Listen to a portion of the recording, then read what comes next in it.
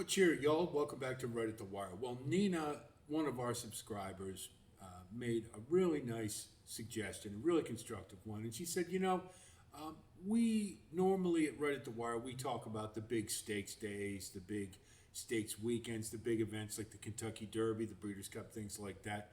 Well, what about the everyday races? That's the ones that a lot of people have trouble with, that maybe require a little bit more sophistication, handicapping wise. And that, some people are fairly inexperienced or new to the game or only talk about the big stakes races. And so when you get to these races that are a little more obscure, where you don't know the trainers, let's say, necessarily, or even the jockeys, where they're not as high profile, sometimes they can be more challenging. So I thought what we do is start with a race where it all starts, a maiden special weight for 2-year-olds at Churchill Downs. It's this Thursday night. I obviously don't know what happened in the race, but I wanted to give you the thought process of how I would go about looking at a maiden special weight race on a more less obscure card where it's sometimes you can find some really good value. Sometimes it's real obvious, but the point is with this is not necessarily to pick the winner. We hope we do, of course, but it's to give you the thought process on how perhaps to break down a maiden special weight, and hopefully we'll give you some insight, some things that maybe you didn't think about before when you looked at a maiden. So again, this is the second race in Thursday night's card at Churchill Downs. It's 5 furlongs for maiden 2-year-old fillies. Now, it's a 2-year-old race early in the year, so most of these races have run 4.5 and 5 furlongs. And most of these horses you're not going to be seeing running in the Kentucky Derby or the Kentucky Oaks.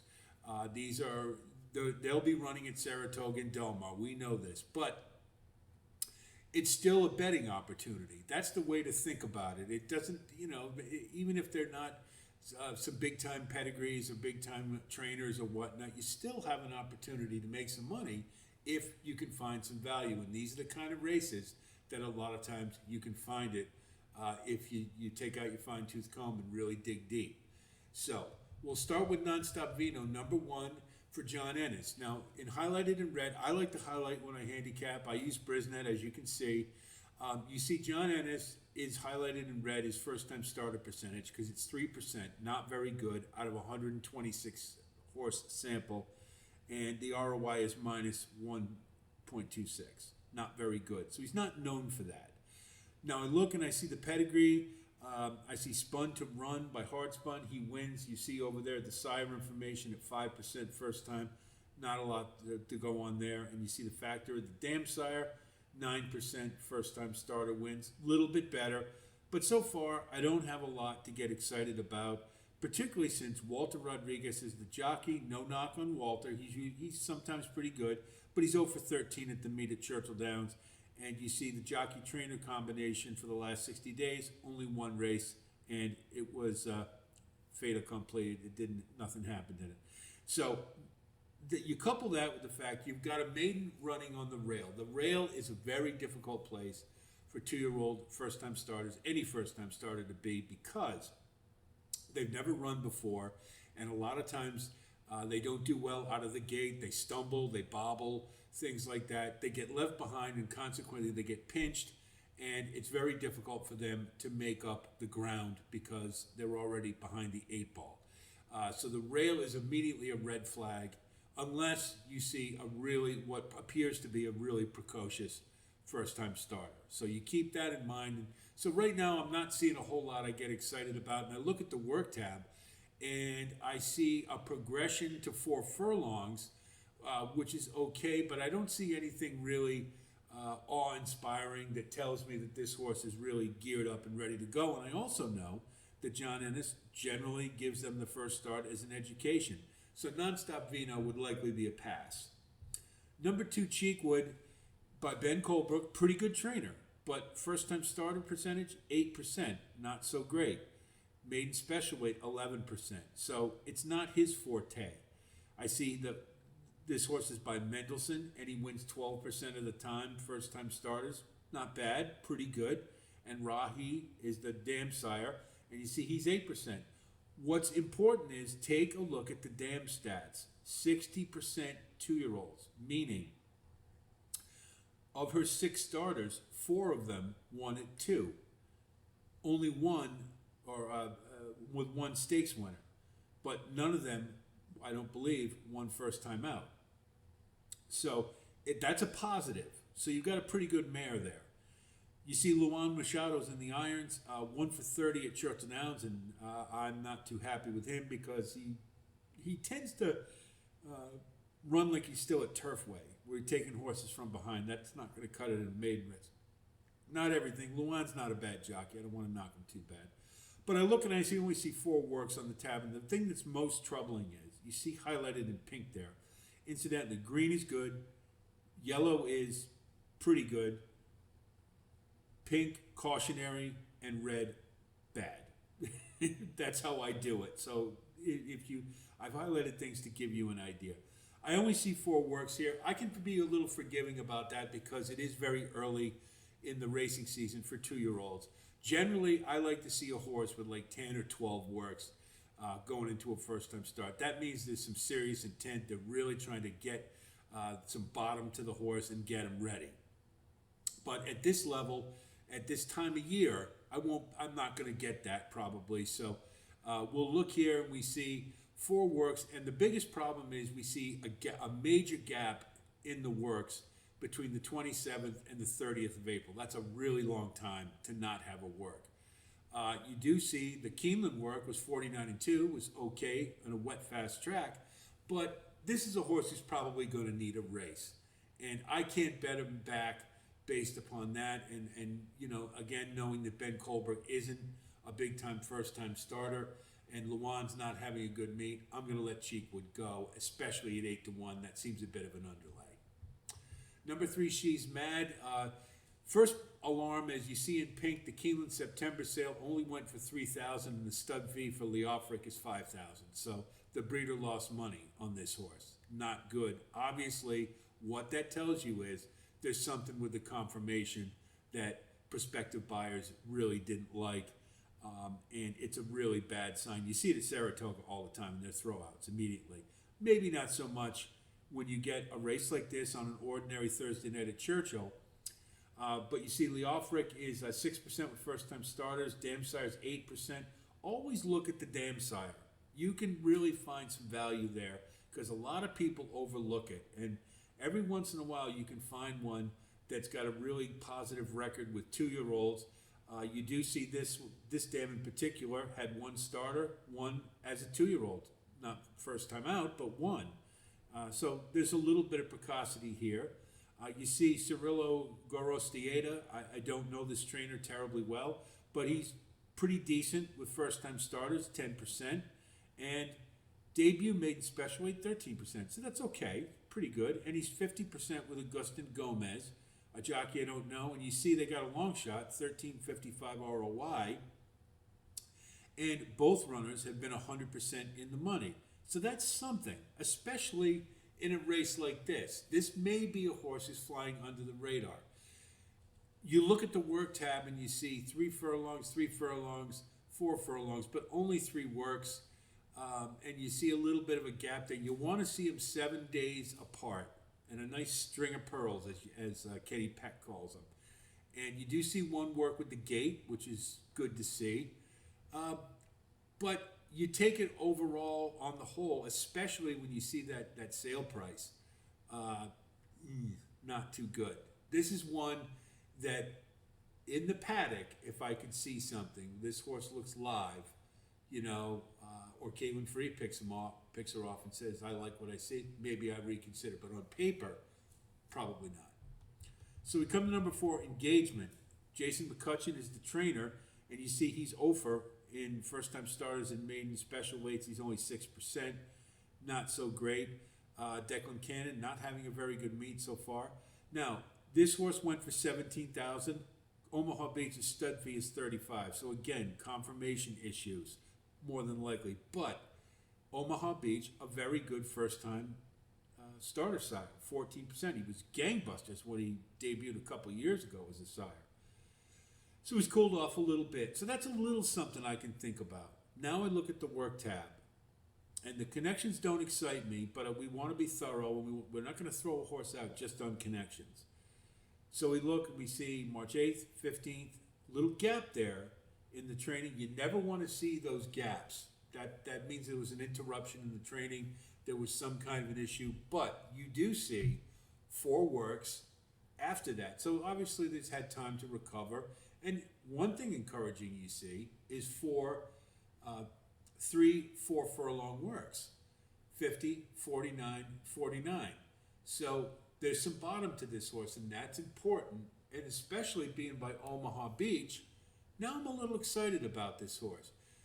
So at 10-1, that's some good value. That's a horse I might consider. Now you see that blue highlight I put there. That means I'm thinking more for underneath right now, because I have looked at the whole field, and we'll get to why I'm thinking that later. But right now, this is a horse I'm considering using.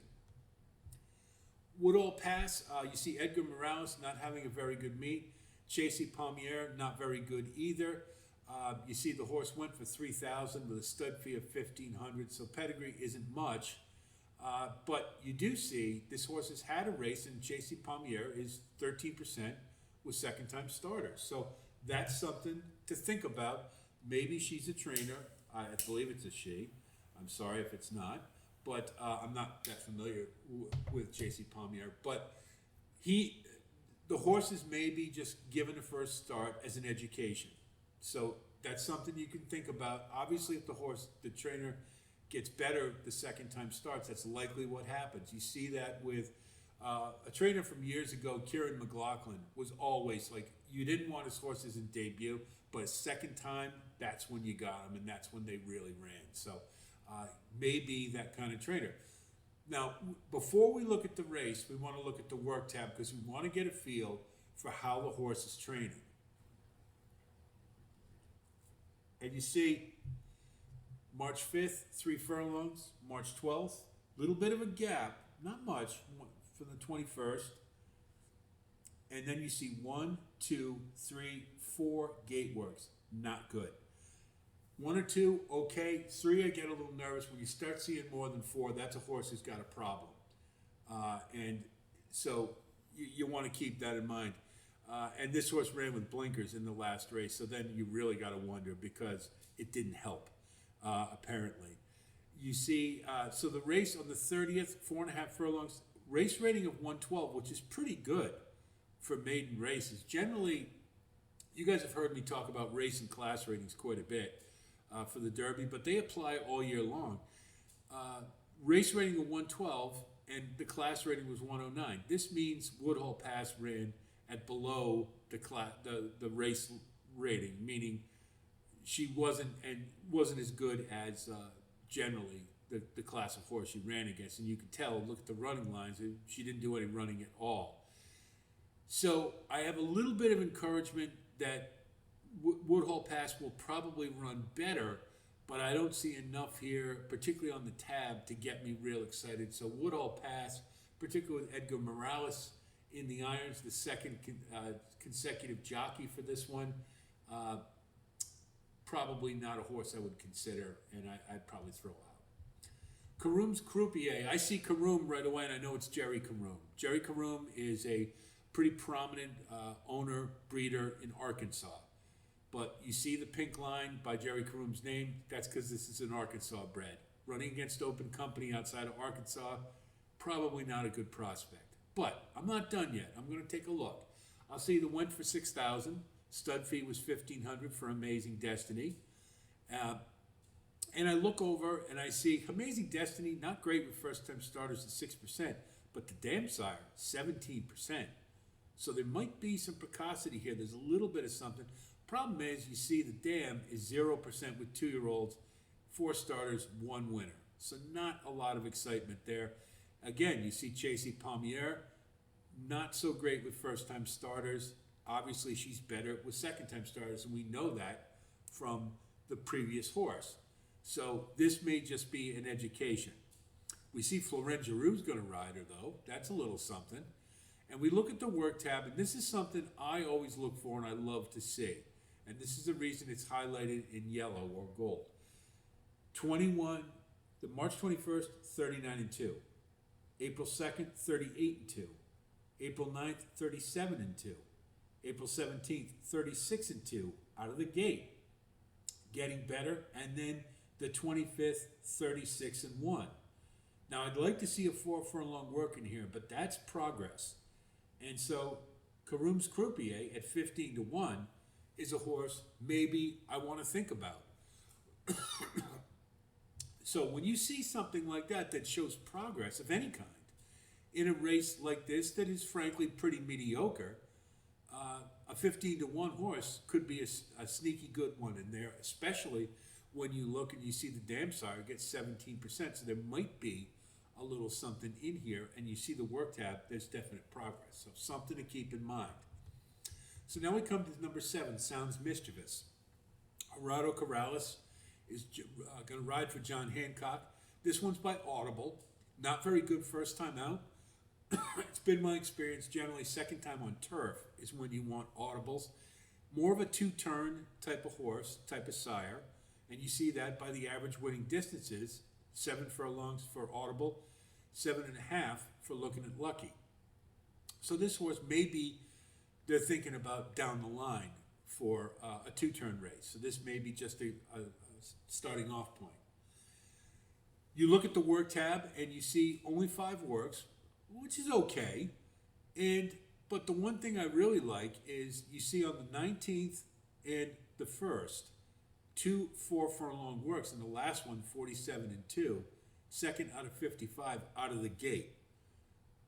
Granted, it was wet fast, but that looks pretty good. That looks like this horse maybe has a little precocity and maybe will be unique to an Audible and will be able to run pretty well first time out. And especially in a field like this at 10-1, it's a horse I'm really seriously interested in. So I'm going to use Sounds Mischievous, and that's what that gold highlight means around the name, for instance.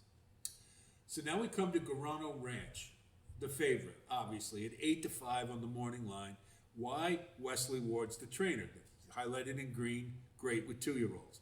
John Velasquez, Hall of Fame jockey, great with any horse, right? Now we see the second career race for Wesley Ward. Out of 104, he wins it 21% of the time, 54% of the money. The ROI sucks, but that's because they're mostly at Keeneland, and he's usually geared up for that meet, and that's when he runs in these particular type of races, especially 4.5 and 5 furlongs. So this is Wesley Ward's wheelhouse. Now I look at the pedigree: War of Will, New Sire, and American Pharaoh. Well, this looks like 2-turn pedigree to me, and if it was anybody else other than Wesley Ward, I would be thinking this horse probably, this is the jumping off point, probably more at 2 turns is when I'm going to want to get excited. But Wesley Ward never stretches him out. American Rascal was a great example of that. I think he finally did, but that horse was by Curlin, and he never ran around 2 turns that I can recall. And so the pedigree is irrelevant with Wesley Ward. They run at sprints. That's what he puts them in. He gears up for these early races. So I know all that. So immediately I'm interested, right? Gotta be, because it's Wesley Ward. And I look at the work tab. That's the next thing. After I look at the connections and the pedigree, now I want to look at the work tab. I'm going to wait till very last to look at the race. So I see the work tab, 3 furlongs on the 24th of February with a gate, another gate work on the 7th, 35-2, 35-1, 34-4. So you're seeing progression here. He's really tuning this one up, and you see some precocity. Then you go to the race, because the 2 works were after the debut. April 11th, 4.5 furlongs in the mud. You see it was in a 111 rated race, not as high as the one previous we saw. So you go back up, and you see Woodall Pass ran at a 112, but didn't run very much at all. So that's kind of irrelevant because he just didn't run well. But we would compare if they had similar results. That would make a big difference. But in this case, you see, Gano Ranch got a 114. So he ran better than the average race rating. So he ran a better race. He's probably capable of better. That's what that says. And we got a 69 speed figure, and you see he was in the middle of the race. And I went. Now you got to go back and watch these races. Of course, we're not going to do it here, but you would go back. Twinspires.com. I'm a subscriber, so I go and I can get the race replays. And I saw this race. He was no match for Folk Song, who won this race. But he basically went second all the way around the track. And you do see the running lines, half a length, 2 lengths, 3 3/4. Folk Song drew off in the race, but Gano Ranch ran fine. Just wasn't good enough. Now, what's important about that? Look who finished third, Star Cloud Rising. And you see that italics? That means this was a key race. Key races mean you have multiple winners coming out of one race. So when you see 1, 2, or even 3 horse names in italics after one race, whatever horse you're looking at, take them very seriously because they're probably going to run well.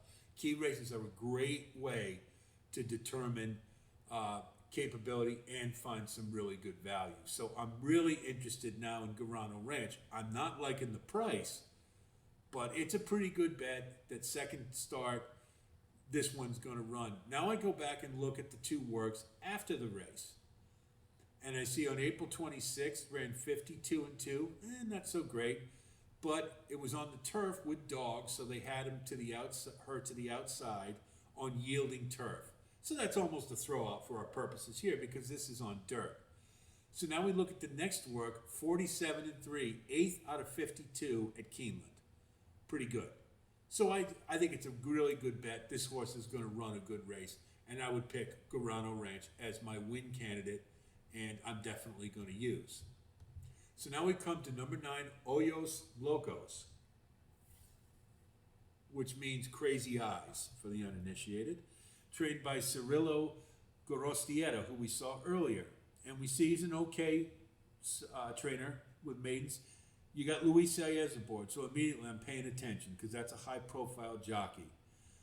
I look at the sale price, $12,000. The stud fee for Cairo Prince was $15,000. Not good. So problems with the confirmation likely. Now, you look at that pedigree, Cairo Prince on top and Lemon Drop Kid underneath, that's 2-turn pedigree all day. And you can tell that by the average winning distances of 7.1, 7.9 respectively. Now I look at the dam stats and I do see she didn't have any 2-year-old winners, but had 2 starters, they both won, and one was a stakes winner. So interesting, right? That's something to consider. Now I look at the work tab and I see 3 furlong, 3 furlong, 3 furlong, and a 4 furlong. And nothing too exciting or memorable about that. So Ojos Locos, even though Luis Saez is aboard, there's a lot of negatives here. This would probably be a horse I would pass on. However, I'll make a note about maidens. Watch them in the paddock. You know, you can see a lot by if the horse looks agitated or distracted, you probably want to stay away. If they're rock solid, nothing appears to be bothering them, that's probably a horse who's pretty mature. And of course, you know, listen to your track handicappers. What do they say? You usually can get some really good insight from like Acacia Courtney or Caitlin Free or Maggie. Maggie Wolfendale is the best in New York without a doubt, in my opinion. But they'll tell you a lot. And if they like them, maybe you want to reconsider. But right now, at 8-1, not a horse I want to get involved with.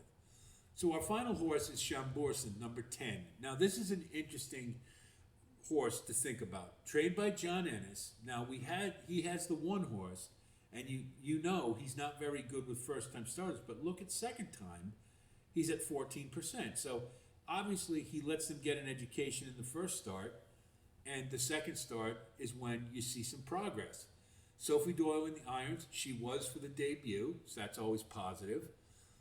And we look here and we see out of the dam sire, 7 starters, 3 winners. Okay, but 1 was a stakes winner. So, okay, you know, maybe something there. So now we look at the work tab and we see, interestingly enough, this one only had 3 works before the debut. So that does give you an indication that, you know, sometimes in these early races, I would be more inclined to be uninterested in the horse if it was in, say, like July or August and I only saw 3 works as opposed to May or April. Let's just put it that way. It's not over, the later on in their career, the more works I want to see. The later in the year, let's say. So at 3 works, got a race, and we see it was 4.5 furlongs in the slop, very similar to Gano Ranch. 111 race rating, ran a 113. Okay, so pretty good. Got a 73 speed figure. That's higher than Gano Ranch. And you see, finished 3rd, albeit a distant 3rd, and it was a key race. You see, Lenaloo won, and then Cadabra came back and won, and Borson finished 3rd. And you see the note there, inside, stayed on willingly. I love to see willingly as a note for a horse, or game. I just love it, because then that means they usually come back and run well. Now, I went back and watched this race, and here's why, while Borson would be a logical horse to use, I'm very much against, and I'll tell you why. This horse, you see, post position was 1, and there was a scratch. This horse was a 2 saddlecloth, but there was a scratch. So ran on the rail, broke fine, saved all the ground, was on the rail all the way around the track, and did stay on for 3rd and was running pretty well. But here's what I don't like. When you watch a race like that, the horse had everything her way and still only finished 3rd. Okay? It's illusory, because you never want to take a horse back who had a dream trip like that, especially when they don't win. And at 7-2, likely going to be shorter than that, because the speed figure was better than Gano Ranch. This is a horse you want to bet against. So would I use this horse? Sure, but do I really want to have an exacta, with an 8-10 exacta that's going to pay nothing, with a horse who probably isn't going to get 2nd, because that was a dream setup last time and is now parked outside in the 10 hole.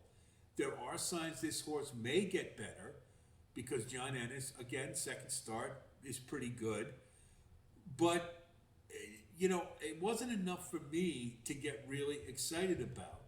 So I would try to beat Borson or use other horses underneath to get a better return on an exacta, because Gano Ranch is going to be short, because it's Wesley Ward in a maiden race at 5 furlongs in May for 2-year-olds. Okay? So, excuse me. So it's a little illusory, but Gano Ranch, on the other hand, I really thought that was a very good effort. Just ran into a better horse. That's all. And it was a key race.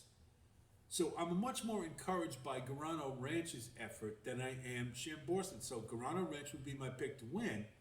So now I want to look for prices underneath to fatten up my exacta. And I like, already we've talked about Sounds Mischievous. And Karum's Croupier, I got a little bit of interest in. And Engagement. So, if I was betting this race, it would be, I don't know if I would bet a race like this unless I could get a really fat price on a horse I thought could beat Gano Ranch. But I would probably do like an 8. I'd do 3 exactas, 8 with 4, 8 with 6, and 8 with 7. And let the chips fall where they may. I wouldn't spend a whole lot of money on this race. But again, the idea here is just to give you an idea of how to handicap a maiden special weight race. And I hope you found it helpful. And it's, again, it's an ordinary Thursday. This is about as ordinary a race as you get. And just a way to look at trying to find value that may be a little hidden in some ways that you can find it. So again, your decision is the most important one. And I'm just telling you how I would break down a maiden race, and hopefully you got some insights as to how to look at maiden races a little differently in the future. And that's what this is all about. And again, thank you, Nina, for making a suggestion. I thought this was a really good one for our community. So I hope this helps you in the future when you're taking a look at maiden races. We're going to do more of these. We'll take a look at claiming races. We'll look at allowance races, maybe some maiden claimers, and maybe some ungraded stakes. We find interesting races. We'll try to that can where we can point out some interesting angles that maybe you hadn't thought about. We'll certainly bring them to your attention. When they come to the fore, I'll make sure to make a note of it, and we'll do them. So anyway, I hope you like this, and I hope it helps. If you do like content like this, of course, please like and subscribe. Thanks to all of you who keep growing our community. The race replay analysis of the Derby certainly got some attention, and I love the comments. They were great. You guys had a lot of good insight, and thank you for that. Always good to hear from you guys, and that was a fun post for sure. Certainly had a lot of differing opinions, and that's okay. That's what makes the world go round, especially in horse racing. So I hope you enjoyed that as well. We're going to have more content. We'll certainly cover the Preakness as well as the Belmont with our elements of handicapping. So be on the lookout for that. And we may have something for this weekend. I just haven't decided what it will be.